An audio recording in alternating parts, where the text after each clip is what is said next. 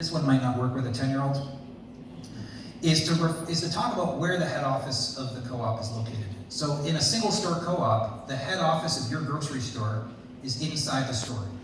If it's a multi-store co-op, it's often inside one of the stores, or it's in the community that's being served or nearby. So this means that our co-ops are actually employing more people than the other grocers. So one of the reasons our co-op has 183 people next to the 150 and the 110 is that we have our finance department, as yours co-op has, the marketing department, the HR department, all inside the store. These are all jobs that would otherwise be at a distant head office.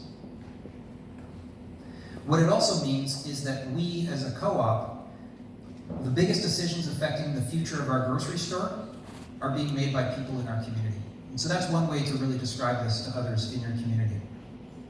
The other thing that really sets our stores apart is not just about what's on the shelves, it's about that space of community that's being cultivated. And so your co-op is a shining example of walking into a space that feels like your community. I've been here for less than 24 hours, and walking into your co-op gave me a really strong sense of what this community is about.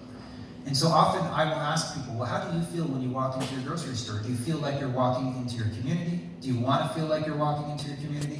We go in there once a week, maybe once a day. I meet a lot of people who are in their co-op 2 to 3 times a day.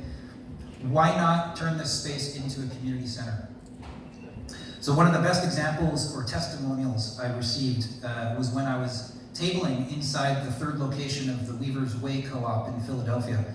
It's been there for 2 years, and a mother and a young daughter walked up to me, and they came up and told me how much they appreciate their new store.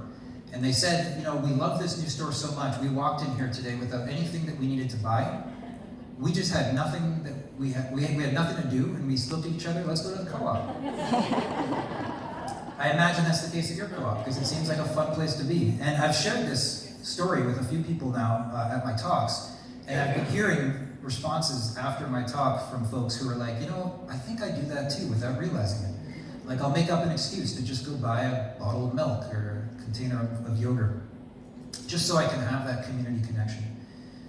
And the other thing that was also mentioned earlier that's so important, that makes us more than just a grocery store, is how much we give back to our communities. So our co-op, like yours, we're tracking anywhere from $150,000 to $200,000 that we're giving back to organizations.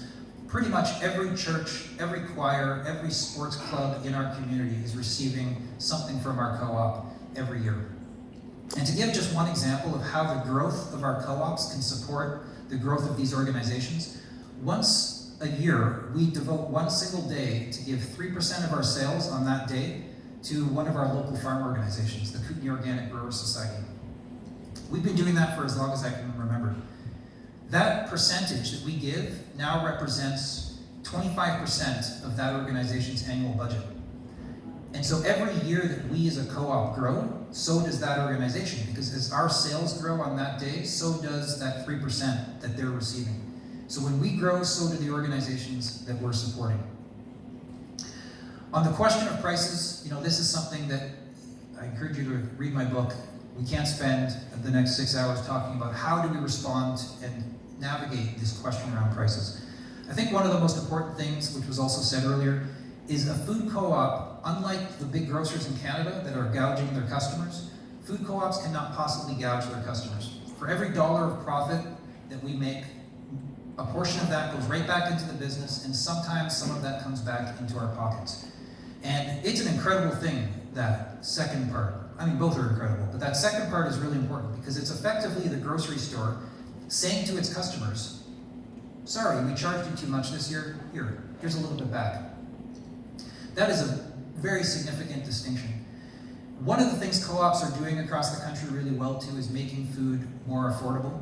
And it's something I think we as co-ops have a lot more work to do as well. But one thing that's really important when confronting the question of prices is to really hold the line with, we as a food co-op are trying to pay the people producing food fairly. We're trying to align the price of food with the true cost of food.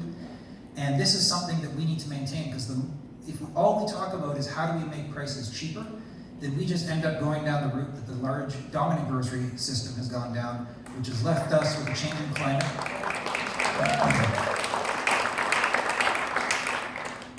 Farmers that are using off-farm income to subsidize what they're doing, And this is not a route that we can continue to go down. But what co-ops are also demonstrating is that together we are bringing prices down. The co-op in Bellingham with 2 locations walks into their 3 competitors every year and looks at every identical product they can find on the shelf. And they've now consistently every year found that they are cheaper overall than all 3 of their competitors when comparing identical products.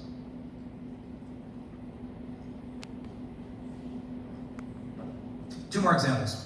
How do we talk about food co-ops? One of the things I do in Nelson is I invite people who see these Safeway trucks coming in to view the Safeway truck as it is, being filled with food.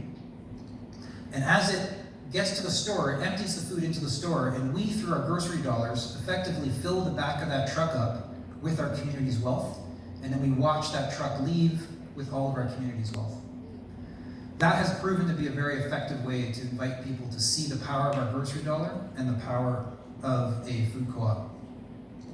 And the second example, and both of these are in my book, but this one here is an example of how to go beyond the words buy local. How do we make it more personal? So I asked one of our suppliers, in this case, one of our sauerkraut suppliers, Valerie, to let me know where she spends her money. And so I list this in the book, all the places where she spends her money, including the 12 farms that are all local farms that supply her with her ingredients. But she also lists off where she buys food or where she purchases products and services in town. So she lists off the dentist that she goes to, she lists off the local independent shoe store, all the clothing stores that she goes to, she lists off the nonprofit movie theater, the 2 brew pubs in town, our local ski hill. She lists off the company that prints the labels for her sauerkraut, also a local business, the office supply store. So it's transformed my relationship to when I buy that sauerkraut. So when I pay $8 for her sauerkraut, I can see I'm not just supporting her, I'm supporting all of these other people, mostly people I know who own those other businesses. If I don't know them, I likely know someone they're employing. And so this is another way we can invite people to see the power of that food dollar. And it's not just with local food when we shop at a co-op that happens. Every single dollar we spend, as was mentioned, recirculates more back into our community. And the last thing I want to share is a bit of maybe a reminder. And one of the things that can often happen, I noticed at our co-op and with some of the larger, more established co-ops, is we can start to forget a bit that we own it. And I'm imagining all of you who are here are kind of in that category of people who remember, because here you are.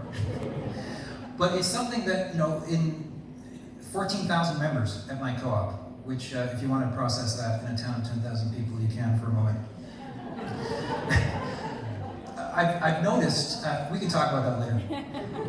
I've noticed that among many of our owners, and I've noticed this in many other food co-ops, I notice it at the table where I'm standing with my books as I hang out in stores, often people refer to their co-op as a they. And so one of the things that I've encouraged people to reconsider is how we speak about our co-op. So for example, if you're walking into your co-op, and you walk into the produce department, you go up to one of the staff, and you say, hey, do you guys have any bananas from Equal Exchange? It's in fact more accurate and more empowering to say, hey, do we have any bananas from Equal Exchange? And the same thing if we're talking about our co-op and we're not inside the store. To refer to the co-op and say, yeah, the co-op, they're thinking of an expansion. Well, it's more accurate to say the co-op, we're thinking of an expansion. And this really supports the culture of the we and a reminder that we own this together. And the more we do that, the more I think it influences the rest of the community. I haven't been a board director of my co-op for 3 years. As you might have noticed, I use the language of we to talk about my co-op. And it throws people off in my community. Often people will look at me as I'm sharing this we language and talking about the co-op, they'll look at me and say, I thought you left the co-op like 3 years ago or left the board. And I say, yeah, I left the board 3 years ago, but I still own the store. And it's like clockwork when I look at their faces as they hear that, because they then realize that they own the store too and they forgot. And their face lights up, and it's this incredible reminder of what we are doing that is so different. And the big grocers will never be able to replicate that. And that's the language we can use with one another to preserve what we're doing and to grow what we're doing. So thank you very much for having me here. I hope I can sign some books afterwards for you, and whether you grab a book or not, there's some goodies to take, including visitor guides to come visit Nelson, because I think you'd like it.